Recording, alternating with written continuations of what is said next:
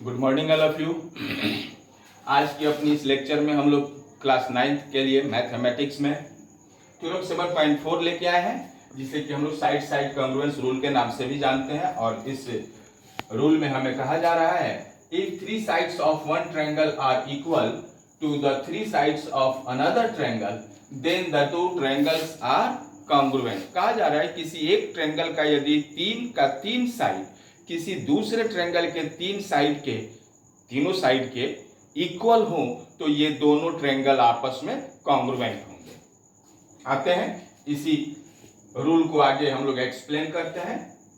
इसमें दो ट्रायंगल लिया गया है। पहले ट्रायंगल का नाम है ट्रायंगल एबीसी और दूसरे ट्रायंगल का नाम है ट्रायंगल डीईएफ। जितना कहा जा रहा है अभी केवल उतना पर ही ध्यान देंगे और बाकी जो कुछ आपको दिखाई दे रहा होगा उसे अभी इग्नोर करेंगे। इन दोनों ट्रायंगल को हम लोग देखते हैं, जिसमें यह कहा गया है इस कॉन्ग्रुएंस रूल में कि इन दोनों ट्रायंगल के ट्रायंगल एबीसी और ट्रायंगल डीईएफ के दोनों ट्रायंगल के तीनों साइड एक दूसरे से इक्वल है। It means AB equal DE, AC equal DF and BC equal EF।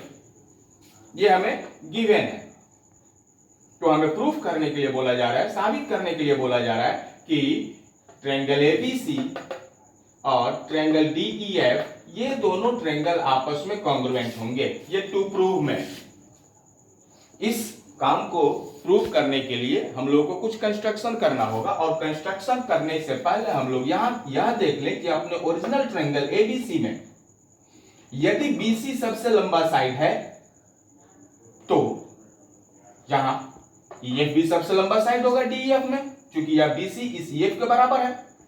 तो अब हमें इस EF से होते हुए ही दो साइड्स ड्रॉ करने हैं।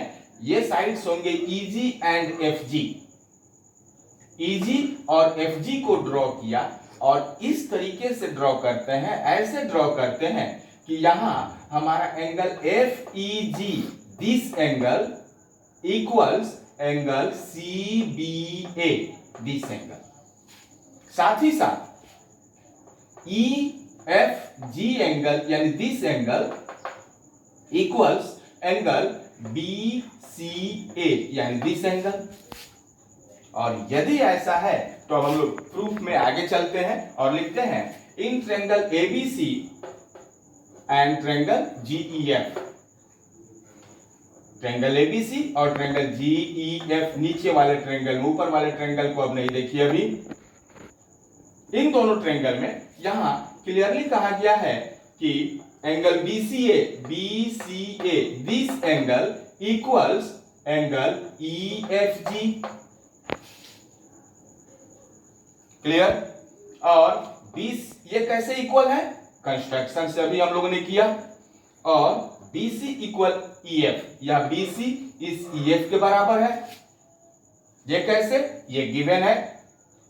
और साथ ही साथ angle CBA equals angle FEG, this angle. ये कैसे? कंस्ट्रक्शन से। और यदि ऐसा है तो यहां किसी एक ट्रायंगल के तीनों पार्ट को देखें आप। Angle BCA, this angle, side BC, this side, और एंगल CBA, दिस एंगल। इन तीनों पार्ट्स की चर्चा हो रही है। इट मींस दो एंगल के बीच वाले साइड की चर्चा हो रही है। तो यहां पर ट्रायंगल एबीसी और ट्रायंगल GEF को angle side angle congruence rule से हम लोग बोल सकते हैं कि ट्रायंगल एबीसी और ट्रायंगल GEF ये दोनों आपस में कॉन्ग्रुएंट हो जाएंगे। और यदि ऐसा हुआ तो एंगल BAC यानी this angle equal to this angle, यानी angle BAC equal angle EGF, ये पूरा का पूरा एंगल इस पूरे एंगल के बराबर हो जाएगा। BC यहां EF के बराबर था ही था, तो अब हमारा AB GE के बराबर हो जाएगा। यहां AB किसके बराबर? इस GE के बराबर। और AC, यह AC यहां जीएफ के बराबर हो जाएगा, ये सीपी से हो जाएगा। ओके, और जैसे ही हमारे पास में सीपी में आता है कि angle BAC equal angle EGF, या एंगल बीएसी दिस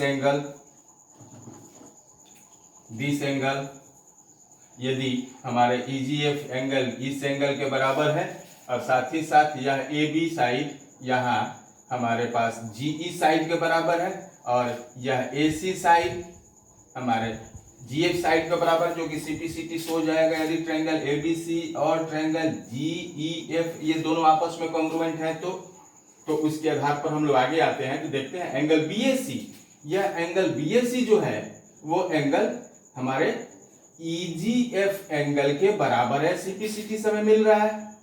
और साथ ही साथ डीई बराबर जीई, यह डीई जो है यह हमारे इस जीई के बराबर है।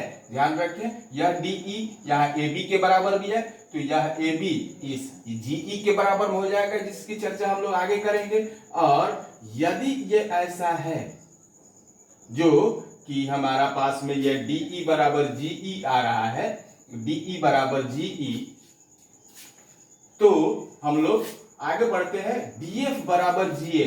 ये डीएफ जो है वो जीएफ के बराबर है। क्यों? क्योंकि यहां पर AC इस DF के बराबर है, और AC के बराबर हमारा ये GF निकल के आ रहा है, तो ये DF भी GF के बराबर हो जाएगा। इसके साथ जब ऐसा करते हैं तो एक कंस्ट्रक्शन में आप लोग ध्यान में उसी समय में जोड़ लीजिएगा, जिसे कि मैं मिस कर गया हूं। यहां पर लिखेंगे ज्वाइन DG, इस D से G को ज्वाइन कर लेंगे, इससे हमारा एक और ट्रायंगल मिलेगा जिसे कि हम नाम देंगे ट्रायंगल DEG या EGD। तो आते हैं हम लोग लिखते हैं नाउ इन ट्रायंगल EGD। अब इस EGD ट्रायंगल में यहां क्लियरली यह DE साइड और यह EG साइड ये दोनों आपस में इक्वल है, तो क्या इनके अपोजिट आने वाला यह दोनों एंगल भी आपस में इक्वल होगा? लिख लेते हैं उसी चीज को। Now in triangle EGD DE equal GE, यह DE इस GE के इक्वल है, तो DE का अपोजिट जो एंगल है वो एंगल EGD वो GE के अपोजिट एंगल EDG के इक्वल होगा। इट मींस ये दोनों एंगल आपस में इक्वल होंगे। ये से फर्स्ट इक्वेशन बना दे, और अब आ जाते हैं ट्रायंगल FGD में। यहां भी यदि यह DF और GF ये दोनों आपस में इक्वल हैं, तो इनके दोनों जो अपोजिट एंगल होंगे वो भी आपस में इक्वल होंगे। It means this angle and this angle, ये दोनों एंगल भी आपस में इक्वल होंगे। इनको भी यहां पर क्लियरली लिख लेते हैं। In triangle FGD DF equal GF, then angle FGD and angle FDG also equal. क्यों इक्वल भाई? Angles opposite to the equal sides of a triangle. ये जैसे ही हमें मिलता है इसे इक्वेशन 2 कर दें और इन दोनों इक्वेशंस को ऐड कर दें, तो हमें मिलेगा एंगल EGD प्लस LHS में मिलेगा angle EGD plus angle FGD। EGD यानी आधा ये एंगल, और इसमें जुट क्या रहा है एंगल FGD यानी ये वाला एंगल, तो ये जुट के पूरा का पूरा इतना एंगल हो जाएगा। क्या इस पूरे एंगल को हम लोग एंगल EGF कह सकते हैं? तो यहाँ LHS में लिख देंगे इसे ऐड करके EGF, और RHS पे आते हैं। यहां लिखा गया है एंगल EDG, एंगल EDG यानी this angle, plus angle FDG, angle FDG यानी दिस एंगल। इन दोनों एंगल को यदि आपस में जोड़ते हैं तो ये पूरा एंगल मिल जाएगा, जिसे कि हम लोग कह सकते हैं एंगल EDF। तो RHS में लिख लेते हैं एंगल EDF। क्लियर? अब आगे आते हैं, इसी को हम लोग ऐसे भी कह सकते हैं, जरा ध्यान से देखेंगे। हम लोगों को कहा जा रहा है कि ये EGF एंगल यानी यह EGF एंगल पूरा का पूरा एंगल EDF यानी इस पूरे के पूरे एंगल के बराबर है।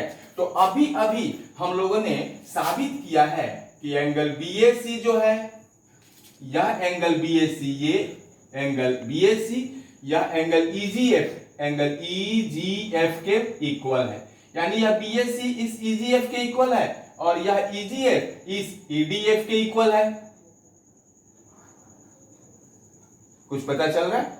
तो क्या यह BAC एंगल इस EDF एंगल के इक्वल हो जाएगा क्लियरली? तो यहां पर हम लोग लिख लेते हैं BAC इक्वल EDF।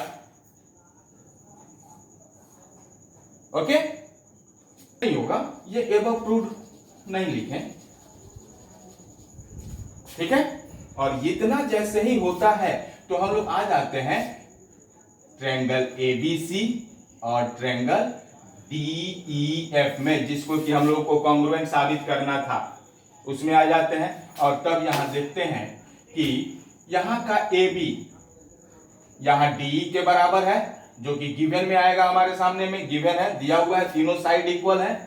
और यह BAC एंगल, ये BAC एंगल यहां इस EDF एंगल के बराबर है, जो कि अभी हम लोगों ने प्रूव किया है। यहां पर लिखें एबव प्रूव्ड।